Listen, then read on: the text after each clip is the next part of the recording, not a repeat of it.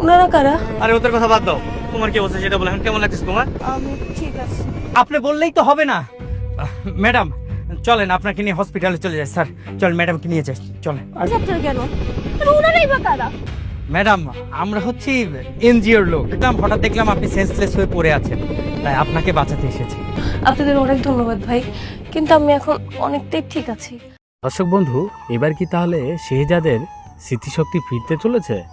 কারণ এর আগের পর্বে আমরা দেখেছি যে ফাতেমা ঢাকা শহরের সবচেয়ে বড় যে মেন্টালি হসপিটাল, সেখানে শেহজাদকে নিয়ে যাওয়ার ব্যবস্থা করেছে। তো এখন যে পরিস্থিতিতে আছে, তাতে যদি আমাদের শেহজাদের স্মৃতিশক্তি ফিরে আসে, তাহলে কি পরিস্থিতিতে যেতে পারে।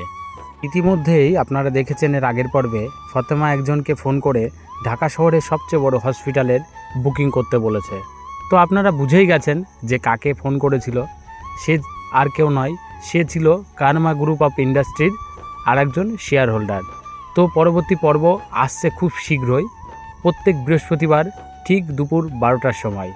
তো আপনাদের যে তুলনায় রেসপন্স পাচ্ছি, তাতে আপনারা এইভাবেই যদি রেসপন্স দিতে থাকেন, তাহলে আমরা চেষ্টা করব প্রত্যেক সপ্তাহে অন্তত 2টো করে ভিডিও আপনাদের জন্য উপহার দেওয়ার জন্য। আপনারা এভাবেই আমাদের সঙ্গে থাকবেন এবং আমাদের এই এপিসোডগুলোকে আগিয়ে নিয়ে যাওয়ার চেষ্টা করবেন। সকলে ভালো থাকবেন, সুস্থ থাকবেন এবং আমাদের ভিডিওগুলো অবশ্যই দেখুন, কমেন্ট করুন, লাইক করুন এবং শেয়ার করুন।